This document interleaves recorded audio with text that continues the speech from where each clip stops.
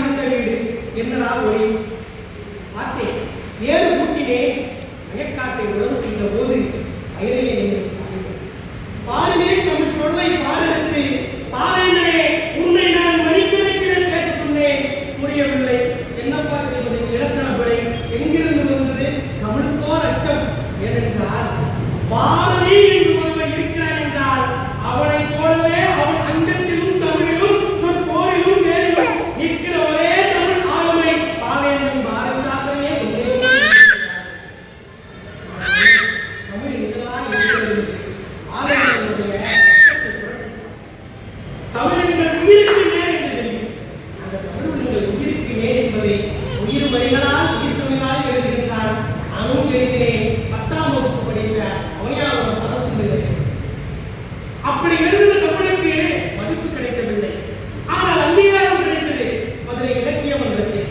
மீண்டும் ஒரு கட்டினேன். ஏறு கூட்டி பாட்டு பாடினேன். பல பட்டிமன்றங்கள் கடந்து சென்றேன். பாட்டு மன்றங்களையும் தோற்க வைத்தேன். காரணம் பாடல்களை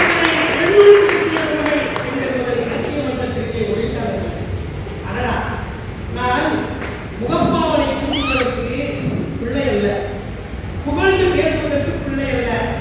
குற்றம் செய்திலும் அதை நேர்பட பேசுகின்ற என்று சொல்லை எனக்குள் போக்கிய என் தந்தையாரின் அவனியாரினுடைய பிள்ளை.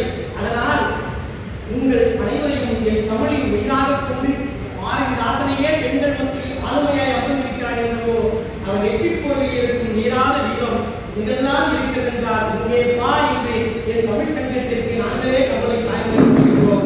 பாரதிதாசன் இருக்கும் வரை அவன் கவிகள் இருக்கும் வரை ஒருபோதும் தோற்பதில்லை.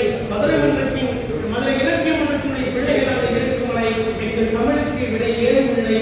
எப்போதும் விடை கொடுப்போம், எப்போதும் விடையாகவே இருப்போம். எதற்கு நாங்கள் லட்சம் என்ற பெயர் கொண்டிருப்போம்.